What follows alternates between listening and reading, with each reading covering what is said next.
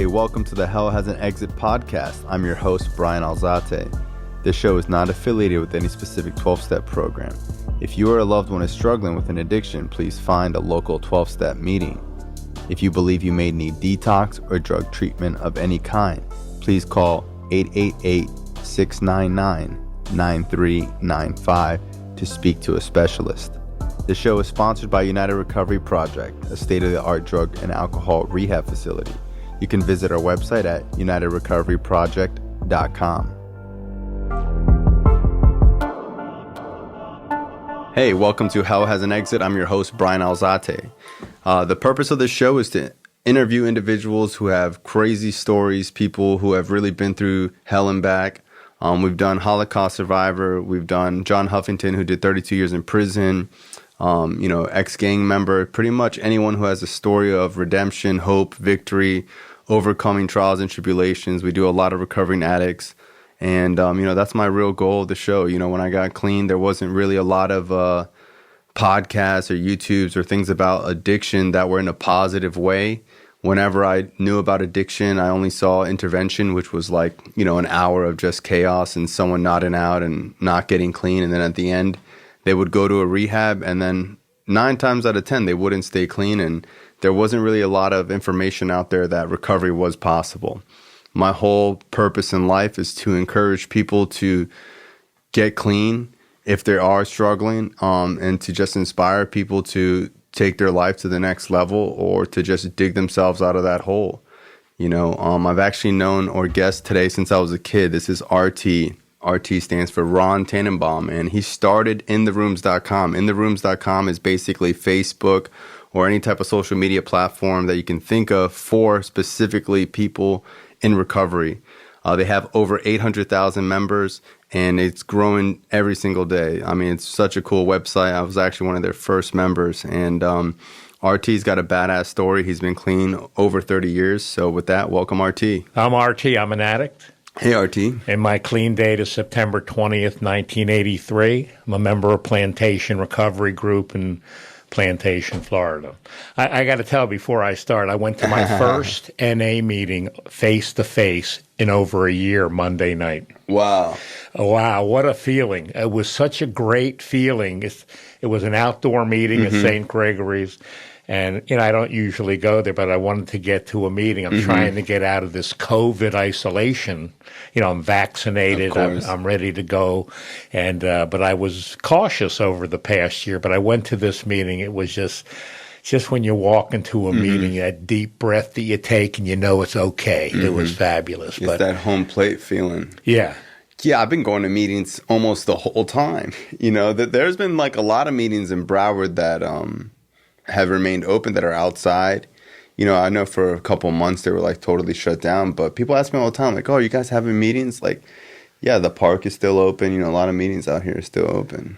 Well, you're lucky because, as you get older in recovery, medical issues come. Not that I'm sick or anything, but with this COVID, you have to be cautious. 1,000%. So I watched myself, plus, I founded intherooms.com with my partner, Kenny P., who has 38 years clean, and we have live online meetings on our site. So I'm hitting meetings all day long. And just to explain to people that are listening, so intherooms.com is basically an online platform that existed probably since 2009. 12 years old. Wow, yeah, so 2009. Right. I got it on, 2008, actually. 2008? October 6th, 2008, we launched it, and you were one of the first members. Exactly.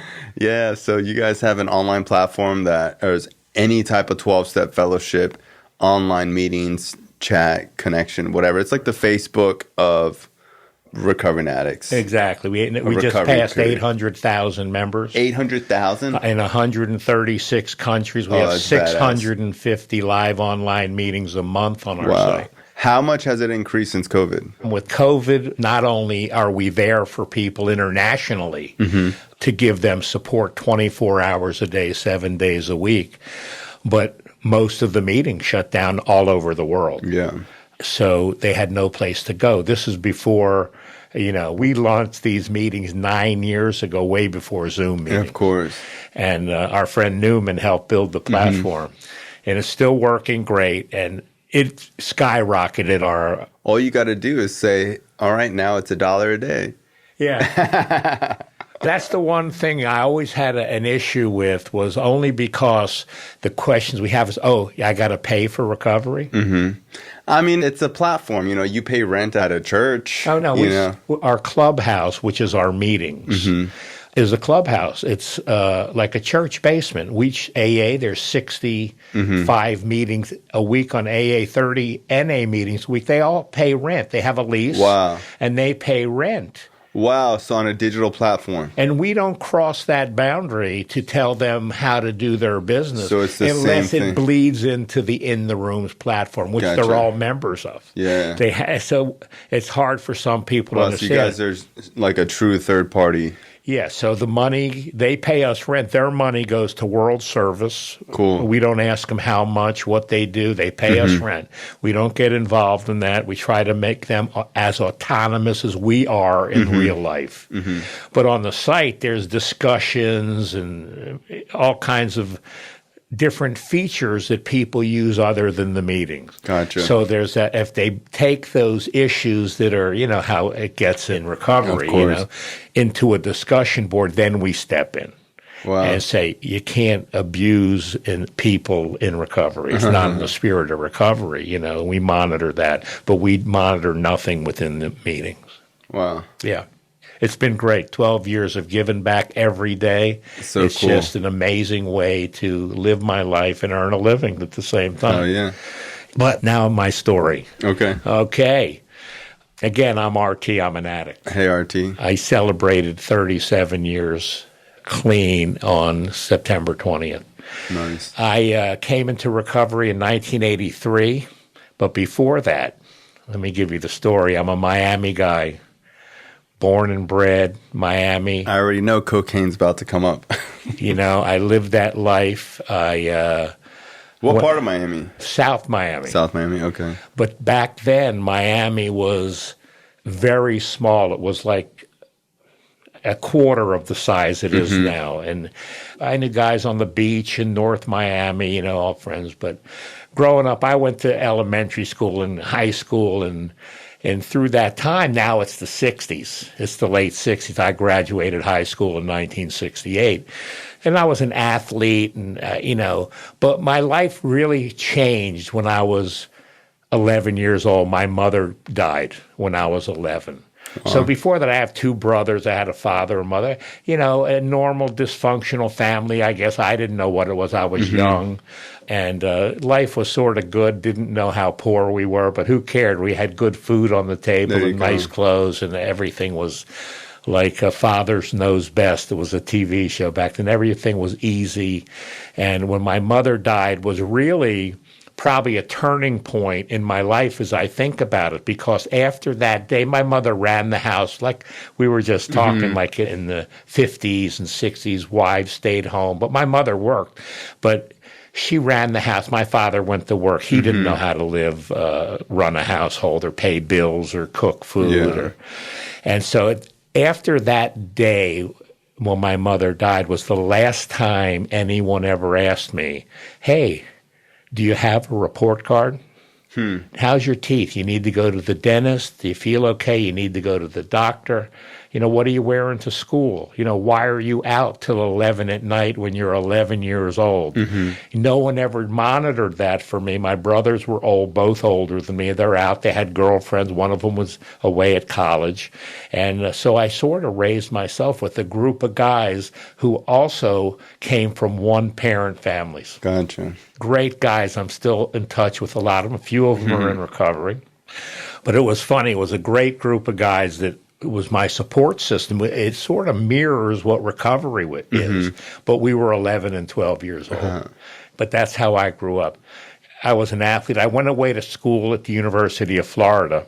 That's where I really got into my partying and drug use, and it got out of hand, pretty, a couple years after I got there. By the time I was 20, it was the, Quaalude generation.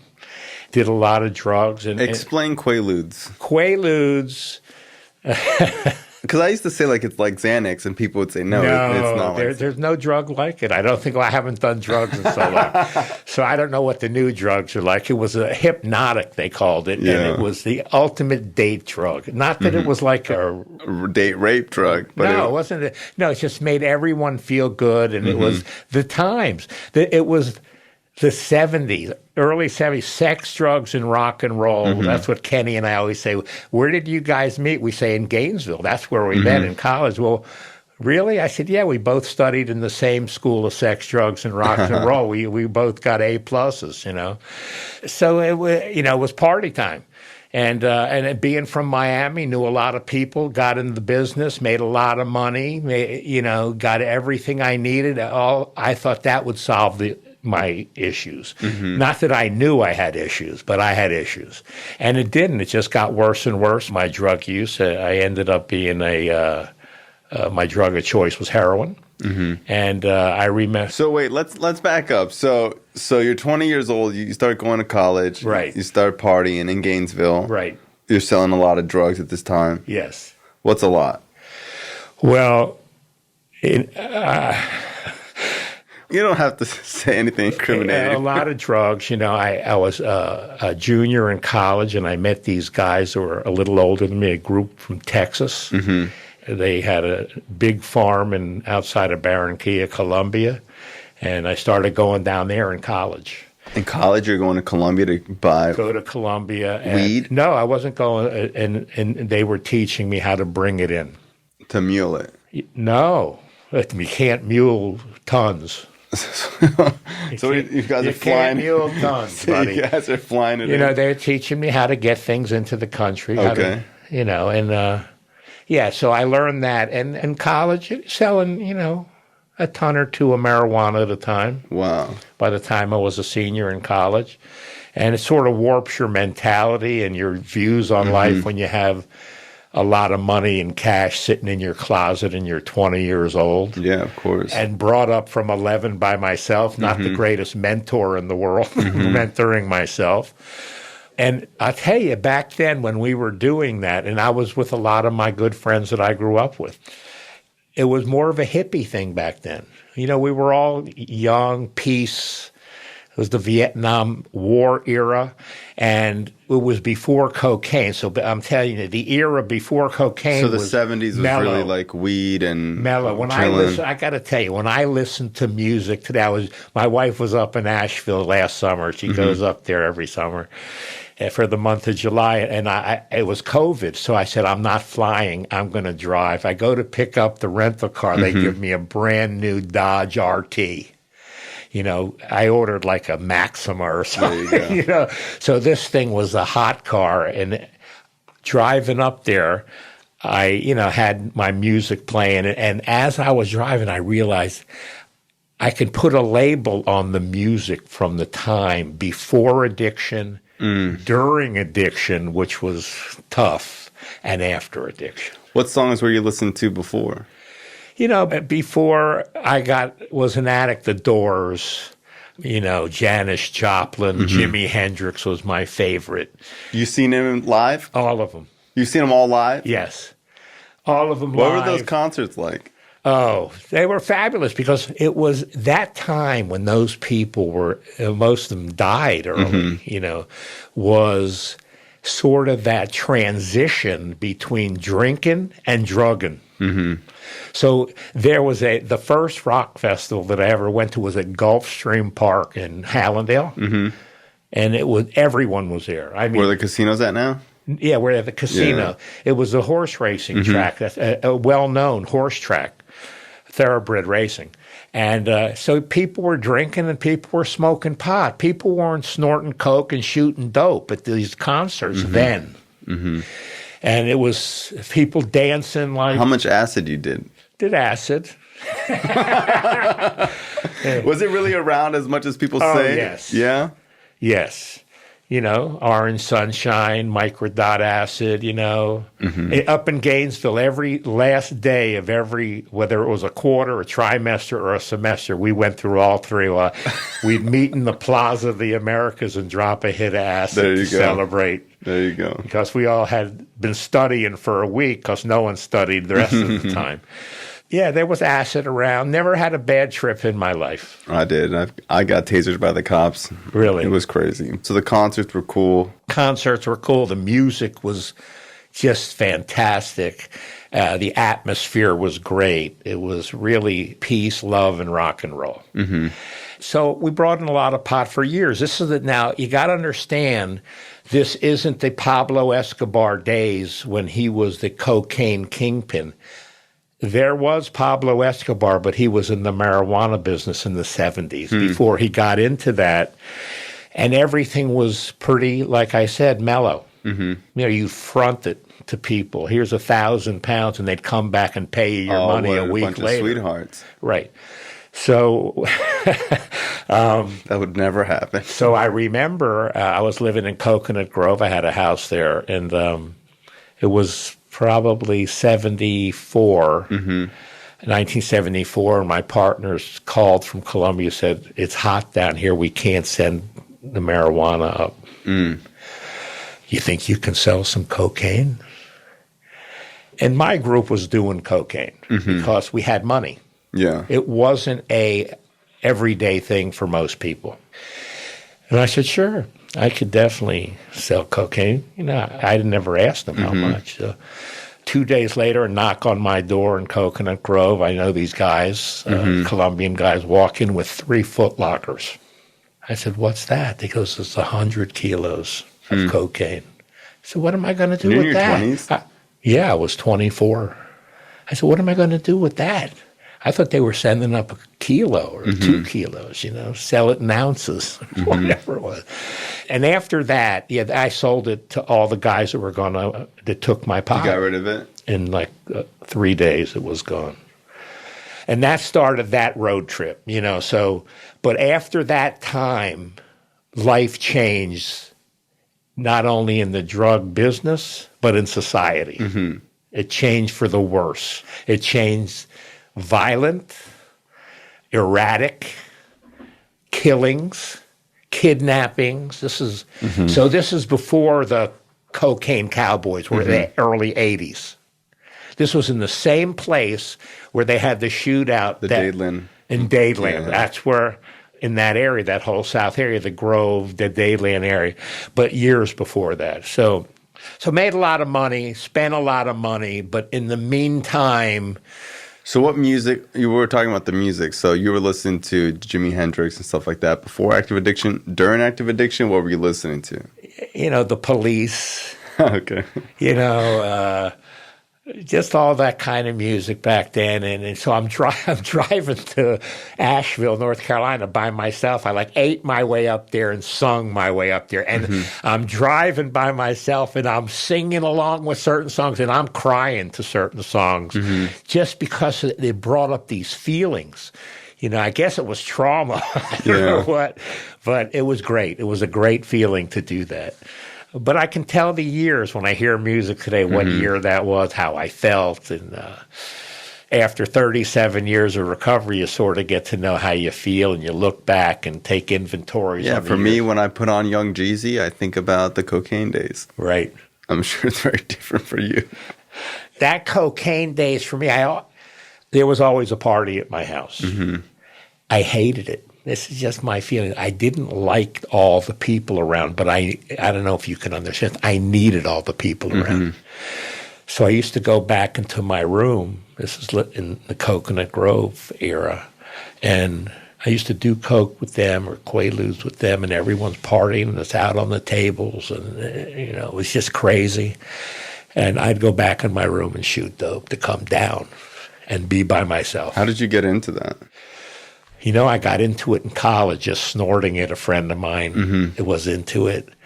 And I remember him telling me, and we're still very close friends today, me and this guy. Is he clean? And he got busted in a heroin deal and went to prison for 5.5 years. He said, because he saw I liked it, snorting it. He said, don't you ever shoot this. You're going to be in trouble. And years later, I did. Had a lot of friends that died from it early. I'm talking about in the early 70s. And he never made it to recovery, and they would have been great in recovery, these guys, because they were just great guys. But so times changed from the cocaine, from the business, from the money, to where I found myself. Had a girlfriend at the time. She says, I can get you in a treatment center. It's in England for alcoholics. This is I guess now it's 76 or something like that. And I said, I'm not an alcoholic. But, I drank alcoholically. I used like an addict and drank like an alcoholic. But I just thought it was part of the scene, part of partying. And I had money to buy it. So I was never without it. So I never realized that I was crossed that line of addiction. Of dependency. Right, because I always had something there. I said, I'm not going to do that. And I kept on, and I had it. I needed to. There was a point where I just said, I have to get out of this. And one of my best friends and I said, hey, let's go take a trip around the world. We'll just travel. I'll get clean, And he was a drug abuser, but he was not a drug addict. I got to tell you that. Some people don't understand that. I have a lot of friends I grew up with that I always thought they should be in recovery, but they stopped, whether it was age or happenstance. Had a family, whatever. Yeah, whatever that, found religion, got a wife, got a family, whatever that is. I could never do that. I was the guy from college on that if there was a party at my house and it was 3:00 and people started saying, I'm going to go home. I said, home. What are you going home for? The sun's coming up at 5:00. We can sleep tomorrow night. That was my theory, So, and I didn't know what addiction was. I never had an alcoholic in my family or an addict in my family that I could call on for that experience. I didn't have that. Everyone around me got high. And there wasn't people getting clean or calling it a disease or anything like that. No. It's funny. I was talking to a good friend of mine in recovery the other night. We were talking. He was driving to Gainesville as I was talking to him. He's a lawyer in Miami. He's the guy that took me to my first meeting, actually. Wow. He was clean like 5 months. We got high together. We shot dope together. We was driving up to Gainesville just this week. I said, who's still in Gainesville? And he told me some guys' names. I said, Dave, this guy David Lieberman, I think he's still up there. He was the head of the Krishna movement up there in the early 70s, and people would make fun of these guys. They were way ahead of us. Yeah. Who realized they were singing mantra back in the 70s, and we thought they were funny, we thought they were a little, but. So you and your buddy go to travel around the world to get clean. We leave. We fly from here, and I remember, this is how bizarre and what an addict I was. I copped $100 to wean myself off of for a few days. And I went through at least 40 of them on the flight to L.A. Intravenously or eating them? No, intravenously. I locked myself in the bathroom on the 747 because I just didn't know what to do with myself. That hole in my soul, which I didn't know at the time was a hole in my soul. I didn't know how to fill that emptiness other than get high. And a lot of getting high back then was that initial rush. Not the longevity of it, but who knows why. But so by the time I got there, these stories I'm just thinking about. I got to L.A. We were staying at this hotel, Japanese hotel called the New Otani Hotel in L.A. And in a day, I'm kicking, and I'm kicking bad. And so a friend of mine lived up in Ojai. He's from Miami. He said, come up. I got some Quaaludes up here. It'll take the edge off for you. So we drive up to Ojai, and he throws me a bottle of 1,000 Quaaludes, and they're Roper, not Roarer, Roper mints. What's that? A mint. They're knockoff, but they're mints. He was playing a joke with me. I nearly killed him. That anxiety I had was, oh no, now what, But I made my way around. Me and my friend, we went to Hawaii, and I finally kicked. In Hawaii? No. A little bit, yeah. Little by little I was kicking, but I still felt horrible. Yeah. We were in Hawaii in a beautiful hotel suite, and I said, I really got to get better. And we had, back then they would sell you, the airlines would sell you mileage tickets. Mm-hmm. So you could, anything, if I bought a ticket from here to Sydney, Australia, I can stop anywhere in between on that same ticket without a charge. So that's what we had, mileage tickets to go around the world. So we went from Hawaii to American Samoa, which is a Polynesian island, which is called Pongo Pongo. It's an American territory, but that's where I really got clean. And I got clean drinking, to take the edge off. Yeah. And we went on our trip from there to around, That's crazy. When I was using, I couldn't get past sunrise. Yeah, well, that's how bad I was feeling. Because I felt if I stayed in Miami and Coconut Grove, I would be dead today. Mm-hmm. So not by anyone killing me, but I was killing myself. And so I was pretty good. I never was clean. When I wasn't putting a needle in my arm, I thought I was clean. Yeah. That's just how my mentality was. I mean, I was drinking. Someone had a Xanax. They were Valium then. They weren't even Xanax. So we went, to Pongo Pongo. Then we spent 6 months in Tahiti. We rented 6 months? Yes. We rented our house on Bora Bora. They were filming the film Hurricane at the time. Dino De Laurentiis was filming Hurricane, the movie, on Bora Bora. Mm-hmm. And he had built the whole resort for his crew.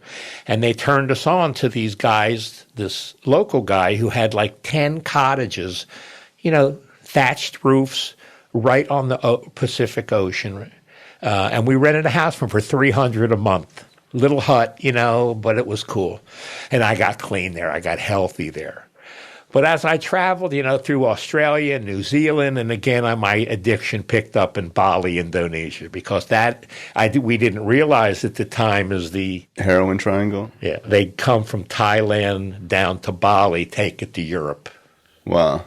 I met a few Italian guys there that were doing that, and so I was off to the races, and then back up to Thailand and all of that, and I came back.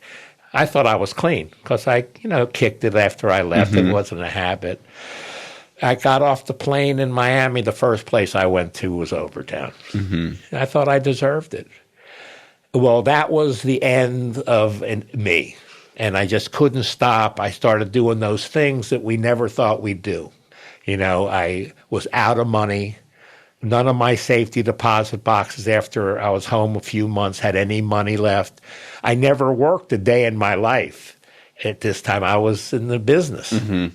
And what am I going to do? That fear. What am I going to do? So a friend of mine was in the same position that I was, and we started, robbing houses and selling jewelry. And I got busted one night doing that.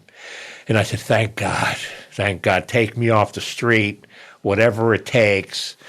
I went to treatment the first time and only time I went to treatment. I was there for a week. I ended up getting high there. They kicked me out. I went to prison for a year on these charges and got out and had never worked really a day in my life. And now I am... How old? I'm like 31 at the time. 31 going on 32, and my brother says, I can get you have to work.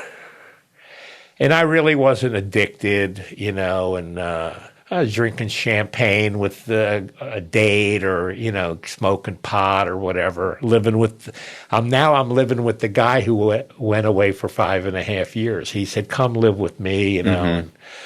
And so I did. And, so I got a job. This is the long and short of it. This is my brother's partner owned a sporting goods store next to the University of Miami called All Sports. It sold, sneakers and all that stuff. Well, they gave me a job for no money a week. It was like $125 a week plus whatever commissions I could sell. But it wasn't the money. So what happened was that my partner called me up from Colombia and said, hey, you're clean, this is great, and all that. And he brought a load of cocaine in, and now it's freebase time. it had transcended over the years to now it was freebase time, which is the predecessor to crack. I got into that, but to come down from that, I'd take a shot of dope. I had to go to work one day. That's what made me do it. I was going to be a weekend warrior. I smoked the cocaine, and I had to go back to work. I did much more than I thought I would have to go back to work and bring myself down to go back. And with the landing gear. I did a hit, and I was done until I finally found my living in another friends of mine's house, nowhere to go. I'm still working at this place. And this guy who was driving to Gainesville called me up and said, come and live in my place. He lived in Miami. And he said, and I knew he was clean. 5 months. I knew he was just like me. So I went to go live in his place. He said, you can sleep on the couch. It was one of those couches, is sectional that moved, the pieces moved, so it was not comfortable. But he'd go to bed at 10 at night. I was shooting dope at 10:15 in his place. He'd wake up at 8. And he was clean at this point. Yeah. I'd get up at 7. He didn't ask me to go to meetings with him at the time. Finally, he came in, I don't know if it was 5 days after I was there or 7 days. He said, RT, I know what you're doing. And I can't have it here because I'm getting the itch. So either let me help you or you got to get out. And who knows why, September 20th, 1983. Wow. I said, here's my stuff. Then I tried to take it back. I have to go open the store. He said, I'll drive you. I said, I gave him everything that I had. I had every drug, every gimmick, paraphernalia. And here I am now with nothing, and the fear is overwhelming to me. And he looks at me and he says, this is in the morning that day, you remember Kenny P. from Gainesville? Wow. I said, yeah. He said he's on his way over. He had 9 months clean. Oh, so he was like a god. Yeah. 9 months back then was a lot. There were some people, a few people that had 3 years. That was it. What year was this? This is 1983. Okay. The book was just coming out, our basic text. I got a first edition to the basic text the first week, so that day, I was sitting with this guy Neil and Kenny, and they're clean. They look great, and they're laughing at me kicking, but they're talking to me, and it's the first time I didn't have to lie about what was going on. In the past, if I was trying to get off drugs and kicking, people say, how are you? I got the flu. Yeah. So we were laughing. They helped me laugh and realize, how to do it. And so it came time. It was 7 o'clock. Back then, most meetings were 8:30 at night. They said, come on, we're going to a meeting. I said, I can't go to a meeting. I remember Kenny picked up the trash, a little waste basket, and he said, come on, you can puke at the meeting. I went to this meeting. It was in someone's apartment. Wow. Because they got kicked out of the church they were in. N.A. was young. They get kicked out of every place back then. And I walk in there, I knew a few more guys. A lot of them are still clean today, and they were in the meeting. They looked good, too, dressed nice, driving nice cars, had nice watches on, and I said, shit, if these guys are clean, I can do it. And I never picked up again. Wow. Yeah. From your first meeting? From my first meeting, my first white chip. That's so cool. There was... 33 years old? I was 33. 33, cool. So there was a meeting a day in all of Miami. And so everyone saw each other every night. If you didn't go to a meeting, missed a meeting or two, they were coming to your house. Wow. Because the desperation factor was incredible. Because if you used, I could be next. Yeah. And so it was like really strong camaraderie. So it's like if you missed the meeting, it's like I missed the meeting. So we got to get I got to get you back here because if you do it, I'm going to want to do it, or I might do it and join you. Whatever that was, that desperation has helped me. So half of plantation recovery now is people that I got clean with. It. There's so many people there that have 37, 38, 40 years. I have the same sponsor, Stevie D, for 36 and a half years. It's crazy. Because this guy, Neil, how long does he have? He'll have 40 years this in May 12th. I went to meetings every day. Then we started an afternoon meeting. We went to that meeting. But every day I'd hit a meeting.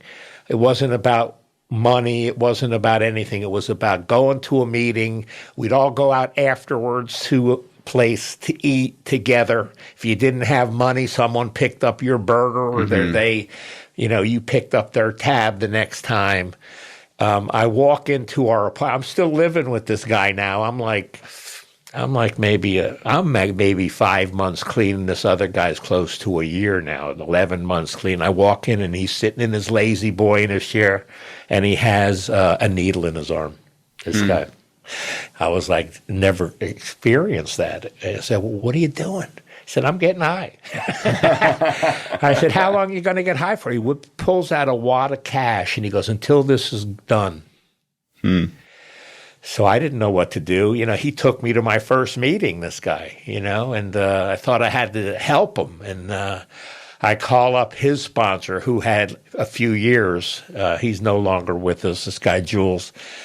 He was like the first guy that owned the treatment center down in Miami. He's a doctor, an MD. Wow. And I said, what do I do? He said, pray. I said, pray for what? I would never prayed in my life. He said, pray for Neil. So I said, Jules, I'm a Jew. I said, Jews don't hit their knees. He goes, fuck you, I'm a Jew too. I hit my knees every day. Hit your knees and pray that Neil's going to come back. And I did. This is the first time I prayed. I had this just warmth come over me. That's so cool. Yeah. And I haven't stopped praying since, That's what broke the veil of spirituality for me, because he got clean, and he's just celebrated 37 years in February. Wow. Where I got clean in September. So it was September, October, November, December, January. Yeah, I was 5 months clean when and I know him from my junior year in college, this guy. Yeah, so that was my beginning of feeling anything, thinking anything spiritual in my life. It never was part of my life, but it started that, and I have worked on that for 37 years, and always since then I know it's an inside job. Yeah. My spirituality I carry with me. I pray every day, I read every day, I meditate every day. So now I'm clean and everything's good. Before I got clean, I was dating this woman. And we were using together. She wasn't using the drugs that I did. I wasn't either at the time, but it transcended into that. And she said, you're fucked up. You got to get out of here, And I got clean. And a few weeks after that, we broke up. And she was up here in Fort Lauderdale, and I was in Miami. So during this time now, I'm newly clean, and I'm feeling great, and at some time I'm riding a bike, I'm getting in shape, I'm lifting weights, I start sending her white books, if you want to go back with me, you got to read this book. You need to read this book and maybe get your shit together. And she said, my shit's together. You're the dope addict. You're the heroin addict. We got back together, and she came into Nar-Anon, and because she didn't have a problem. Yeah. I guess it was a few months. Yeah, well, no, it was, let's see, I have 37, she has 36. Wait, so this is Philly? Philly. So this Get out of here. Yeah. I didn't know you guys used together, too. Yeah, if you knew her then. And she came as support? She came in as support. That's what they say now, support. Yeah. Then it was my addict, So she was in Nar-Anon for a long time until her Nar-Anon sponsor said, you're in the wrong. So after the meetings, there used to be a meeting up here in the Pinewood Lodge. It's no longer the big Friday night meeting, the only Friday night meeting in all of Fort Lauderdale. 100 people or more, even more than that. And in the same place, there was a Nar-Anon meeting. And he said, you're in the wrong spot. So after this Friday night meeting, I used to come up here for the weekends because I lived in Miami. After the meetings, both meetings, we all used to go out, and back then we told war stories. Everyone told their war stories at dinner. You know? And she's right in there with her war stories. Everyone say, you're in the wrong room, you know, to her. Yeah. Finally, she came into NA and got clean. She has 36 years today, and she's my wife. That's so cool. We got married. Let's see, I got clean in 83. We got married in 88, started our family, and soon thereafter, in 90, my wife, we got pregnant with the baby in 90. We were having a son, and a horrible thing, we lost our son after 2 days. Wow. You know, a brain aneurysm. It was devastating to both of us. But I remember sitting in that hospital saying, are we going to get better? Or are we going to get worse? Mm-hmm. And she says, let's get better. And we both worked on ourselves. NA carried us through it. Yeah. People didn't ask, do you need to go to a meeting? People used to come by and say, come on, let's go to a meeting. Mm-hmm. They didn't ask if you were hungry. They brought food over during this process. And then a year later, you know, we worked on ourselves. We had Taylor. Wow. You know, and then like 18 months after that, we had Jake. Mm-hmm. Neither one of us have ever seen us pick up a drink or a drug. So cool. And you can tell. Mm-hmm. You can just tell the difference of growing up in a clean household, mm-hmm. where, you know, they don't see everyone that comes into my house, I hug. Mm-hmm. So you notice, Jake, of course, they hug. Mm-hmm. You know, they're huggers, and they, you know, right now, you know, start probably from high school on, I more sponsor them than parent them, because my parenting was imprinted on them by that time. Now they still ask, what would you do in this situation? You know, how would you do it? How would you handle this? It's great. But it's been a long road of ups and downs. How has recovery changed, like going to meetings like now versus back then? Like, I love hearing like the stories of like, you know, like they would give you a meeting list and they'd give you like is that true? They'd give you like a roll of nickels? Quarters. Is that real? No, back then, there were cell phones. I got my first cell phone, I guess, in 84. Mm-hmm. The brick. Yeah. You know, and it was so expensive that people used to say, don't call me unless it's important, because they charged you by the minute. That's what I say now to people. I just don't answer. But, yeah, so what happened was when you picked up your white chip, that they were real chips then. Yeah, not key tags. Poker chips. Well, yeah. Regular white poker chips. Didn't have any writing on it, you know. But they'd tape a quarter to the back of it and say that's to make your call if you want to use. Oh, wow. That's what the quarter was for the payphone. Cool. Wow. Because most people didn't have cell phones. Yeah. So you go to the payphone and put a quarter in and call the somebody. number that you had written down. Mm-hmm. And here's some guy with 6 months talking you down, and you had a day. And it's not like now. That's the difference. That blows my mind, because like, what phone are they picking up on? They're calling your home phone. They're calling number. your home phone. People had landlines. Yeah, I remember landlines, but yeah, I mean, what are the chances you had someone's beepers? Like, yeah. The old beeper, where the number would come up and they'd call you back from a landline. That's what happened. So over the years, how has like your spirituality changed and like your beliefs? Because I know, like when I think about you and Philly, like you guys are, you know, she's doing yoga on the beach. You know what I mean? Like you guys are very spiritual household. Yeah, she's a Kundalini yoga teacher. Yeah. And I go to all of her classes, not over COVID, and I miss it a lot. I just couldn't tap into it during COVID online. It just didn't hit me. It's an inside job. I just I don't know. It's an air about myself. My wife's much more spiritual than I am. She like keeps me grounded. Because me, at the drop of a hat, I could, you know, say something out of line or do something that I shouldn't do, you know. It's important to me. I try to role model my kids growing up. I try to role model my sponsees. I sponsor 16 men. Wow, 16? Actually, I sponsor 15 now. One of them got killed in a plane crash. Well, I'm sorry to hear that. Yeah, great guy. His plane crashed. So I try to role model that, and I always tell them in advance, believe me, I'm not perfect. Don't put me on a pedestal. Don't think I'm going to be perfect. But if I'm out of line with you, I will come and make my amends to you quickly. But how do I do it? I have a routine. I have a certain routine, and it's helped me a lot this year, is I wake up. I used to go to spinning class at LA Fitness, and they closed. Yeah. First of all, it blew up first. Yeah, the one at university. Right. And then I started spinning at 2 other places because this teacher that I like was going back and forth. And then I bought a Peloton this year because there were no spinning classes. Cool. Which is cool. So I spin.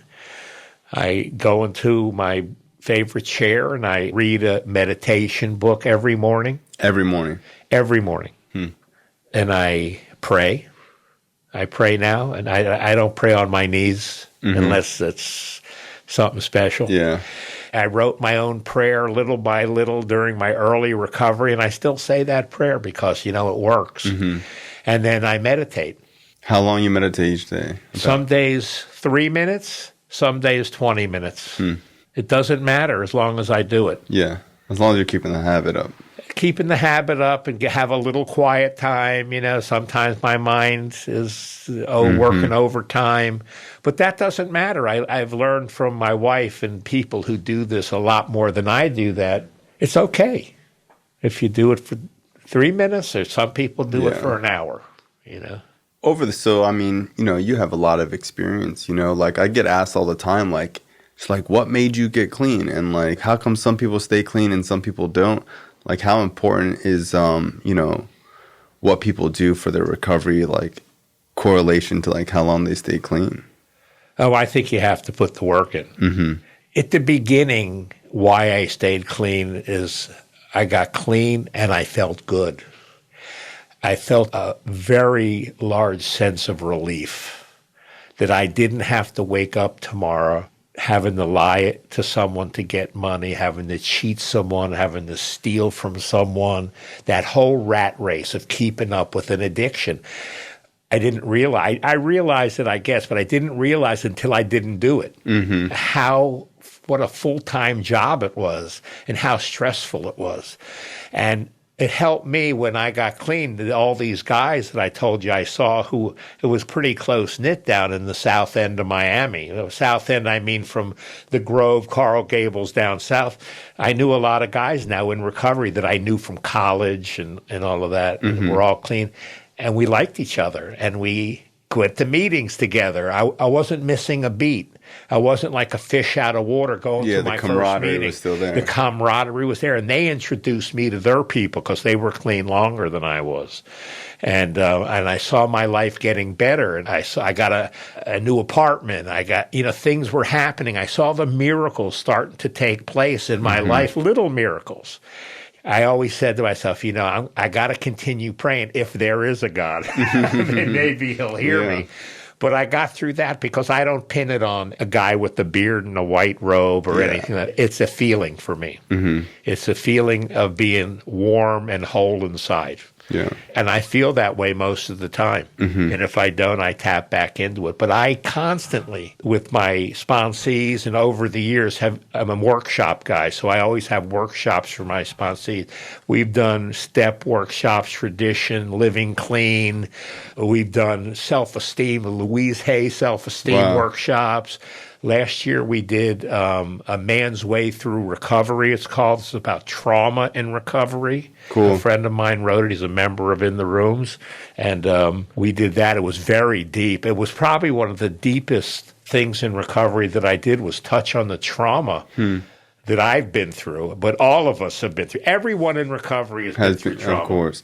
But we never talk about trauma. No, not really. No. I mean, we talk about like in step 4, but no one really does like a lot of like in-depth work with it, That's really cool because like I always try to explain to people that like just because you got clean for a couple of months doesn't mean that like that's the beginning, There's so much things to be done. Like I've done 4 steps on relationships, on finances. Like the steps have totally changed every aspect of my life. Me too. And they challenge me constantly because when you're reading and writing and doing this work, it's constantly asking you what you want about life, and it's constantly taking a look at yourself instead of kind of just going through life saying like, well, it is what it is, and you're not like in that much control. Like you see how much control your thoughts have over your actual physical life. Well, you're definitely a different man.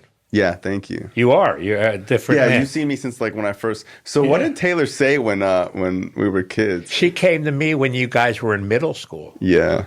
And she said, "Hey, Dad, can you help a friend of mine?" I said, "Of course."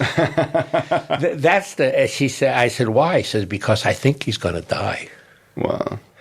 Because he's out all night, he's using drugs, and he's such a nice guy, and he just needs someone to help him. I said, "Yeah, tell him I'm here for him. He can call me. You never call me." But then when you got clean, she was so overjoyed. That's cool. That you got clean. And, because I was doing coke in 7th grade. Yeah. Stealing the car and doing drugs. And I remember, I remember when I first got clean, I posted on social media something like on Facebook, like, "Oh, I'm going to court today," or whatever. And she was like, "Oh, that's such a shame that you have court," or something. And I was like, "Oh, no, I'm clean." Right. And I told her I had like 90 days. And she's like, "Wow, my parents have like," to me it was like a million years. They were like, they have 30 years or something. And I was like, "What?" And that's when, I think I first went to Plantation Recovery. Right. And that's the first time I really started to go to meetings and introduce to people that have so much clean time. And as much as I hated school, like I like history, like even with drugs, like I love learning the history of drugs and Pablo Escobar and how they made the coke and, all these crazy things. And I'm just like, when I get into something, I really like to get into it. And when I got clean, I started to really look up to my predecessors and think about how what I walked into is an evolution of something. Like I'm just walking into this, 2008 recovery, but it wasn't always like this, No. And it was interesting hearing stories about people getting clean back in the day. Like I remember with my first sponsor, he told me a story where this one time, like him and all these people, it was like his wife's friend telling the story. Well, all these people had like a year and a half clean, and they all decided to use together. And they said that one night they got a needle and they shared the same needle and they set it on a table and they shot dope. And she said out of those 4 people, she's the only one still alive. And, you hear stories about people in recovery that have known each other in active addiction that are still friends going to meetings like you and Ken. It's so cool. Yeah. Well, back then when I came in to recovery was the AIDS epidemic. And our community was being devastated by death.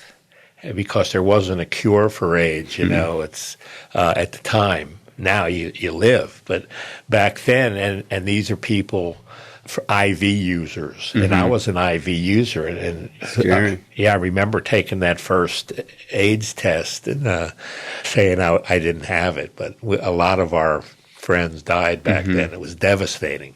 Went to a lot of funerals, not from addiction, but I guess it was from addiction. Yeah. But I remember in 1984, my sponsor, Steve D, was having the first step workshop in the NA in South Florida. And his sponsor was this guy, George H., who was the head of World Services at the time. I don't know if he was yet, but he became the head of the executive director of World Services. So cool. Yeah. And he said, "You can't do that. There's really no NA workshop." I got an AA workshop from a friend of mine in AA, an older guy. And we crossed out the AA and sober, and all that. And we did the step workshop. That's cool. It was like the blind leading the blind, but it turned us on to those steps with a group of 8 other men.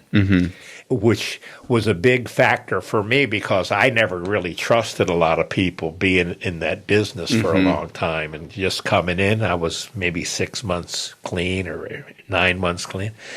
And so it laid another layer of the foundation of trusting other men in recovery. Yeah, and I know like when I got clean, I was really into working the steps. I worked the 12 steps, and then I wanted to work the traditions. And like, I wanted to do like the whole thing, and like today, I don't really hear a lot of people talking about working the traditions or doing it, because I did a traditions workshop. Right. And it was cool. I thought it was great. And I don't like, my goal in life is to make recovery look possible, attractive, and to encourage people to like take their recovery to the next level.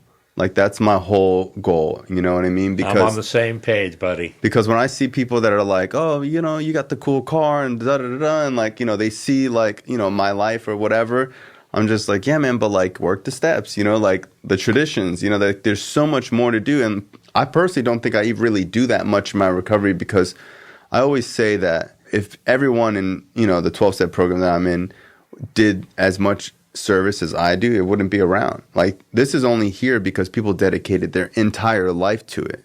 I might do my H&I commitment every other month, and I might sponsor a couple guys, but there are people that wrote the literature, were at the ad hoc committee, or going to the car report, or going to World Services, that are making this available in other countries, that are thinking about the jails and institutions and all these different things. And it's like, the backbone of this program was built on a small amount of people that really made it their whole life. Right. This guy, George H., that I mentioned before, was really the guy who started with the international push and really did a great job. That's cool. Translating the literature in many different languages. I'm a firm believer of workshops. I limit it to 8 men. I put it out to all my sponsees so we can get done. Sometimes it takes a year to do it right because we really get to know each other and get in depth with it. I agree with you. I love people say, "You're an addict. You don't look like an addict." And I always say, "What does an addict look like?" Your kid's first grade teacher could be an addict, and the judge you went to, and everyone looks like an addict. But I like people to see how I am on the outside. I think it's okay to people to see how you live in a nice house and drive a nice car and have a thriving business, because that's part of recovery. Those are part of the things that we get if we do the right thing. Those are the gifts. But it's also great for them to know who you are inside. You're spiritual, you're kind, you're generous. These are important things for me to portray to people and then be real, not be some false idol. Yeah. It works. I tell you, it works because my life is great today, and it has been for years and years. Not saying that I haven't had ups and downs in my whole recovery. I haven't. And good things happen and deaths, but happy things happen, but they balance out each other. And if we work the steps, we learn how to deal with those and move on without using, without getting high, without acting out. Yeah. What are like some interesting stories that you've heard from like other countries on endorooms.com? Because it must be crazy dealing with all these different countries and all the things that you see. Because like, I remember I was talking to this guy who's really involved in service, and he was telling me, like, in Iran, if you're a woman caught doing drugs, they'll kill you. And they have like underground women's meetings and like all this stuff. And like, sometimes we don't think about recovery in other countries and how spoiled we are in America. Well, I'll tell you, that was one of the reasons Kenny and I came up with In the Rooms.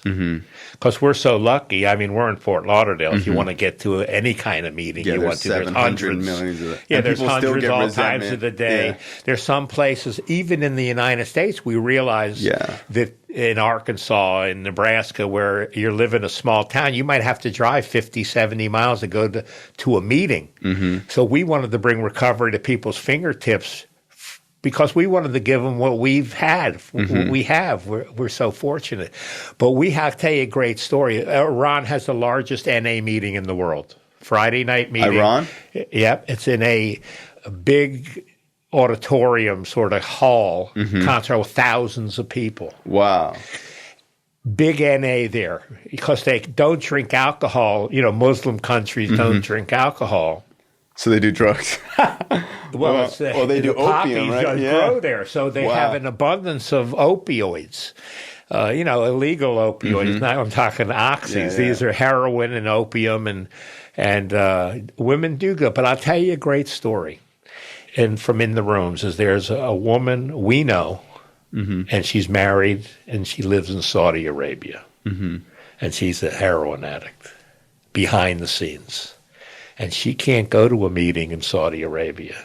So the only meetings she goes to are on In the Rooms. It's her only lifeline to recovery. So cool. And she's been clean for years. Secretly. On In the Room. Never been to a face-to-face meeting. This is when we first started. And then she was traveling to London. I don't know. She was a very wealthy woman. She was traveling to London, and a bunch of women who were members in London met her at the airport. That's so cool. Yes. It's awesome. Yeah, so I just want to say thank you once again. I do consider you a predecessor. I don't say that lightly. the work you've done over the years doesn't go unnoticed, and I just appreciate you being in my life and being able to hold the door open. I appreciate that. I love you too. Love you too. Have a good one. This show is not affiliated with any specific 12-step program. If you or a loved one is struggling with an addiction, please find a local 12-step meeting. If you believe you may need detox or drug treatment of any kind, please call 888-699-9395 to speak to a specialist. This show is sponsored by United Recovery Project, a state-of-the-art drug and alcohol rehab facility. You can visit our website at unitedrecoveryproject.com.